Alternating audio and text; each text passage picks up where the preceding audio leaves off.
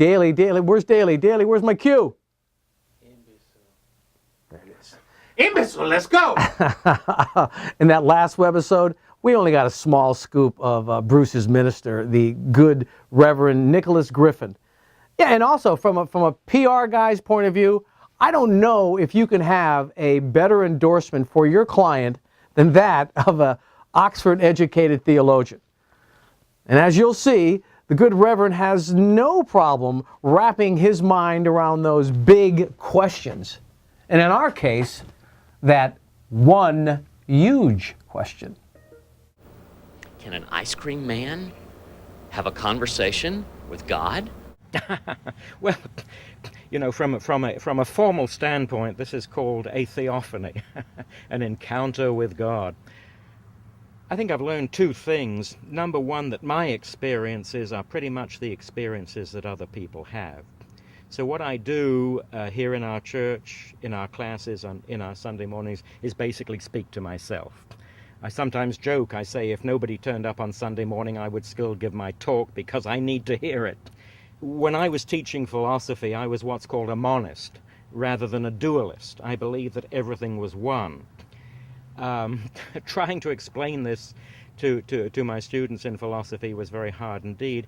And my immediate answer to you is probably no, because linguistically we are defeated by the attempt. I think any attempt at a realization of oneness is probably a non-communicable experience. The great spiritual teacher who decides to communicate is obviously going to limit and circumscribe what it is that he or she has felt. What shines through his work, I think, is the fact that we have a magnificent, limitless, transformative, transcendent experience. And he's done a very, very good job of trying to reduce this to language because he wants to communicate it to other people. If he didn't want to communicate it to others, he would hug it to himself, and it would never be reduced and perhaps diluted. But he's taken that risk, and he's done a wonderful job of doing it, I think.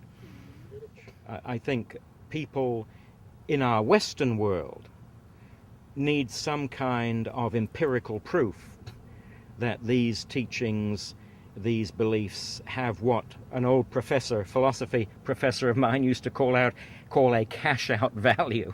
I really detest that phrase, but we live in a world that measures the importance and significance of life and events by some kind of practical demonstration. Despite all our efforts to find external support for our beliefs or verification for them, nevertheless, the ultimate verification has to be something internal that intuitively touches our hearts and transforms our lives.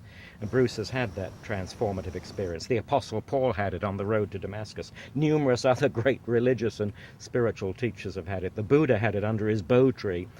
He's tapped into that divine and infinite wisdom that countless others have done, and he's offered us his individual expression of it. But the extraordinary thing is how fundamentally commonplace it is in terms of mystical experience. That to me validates what he says. I would say to the people who read Bruce's book or who see this production that you're making, I would say to them, open your mind to the possibilities of infinite life, and give thanks that you see evidences of it all round you. Life is an endless transformation experience, and I think Bruce has performed a wonderful service to us if he's helped to convince us that that's the case.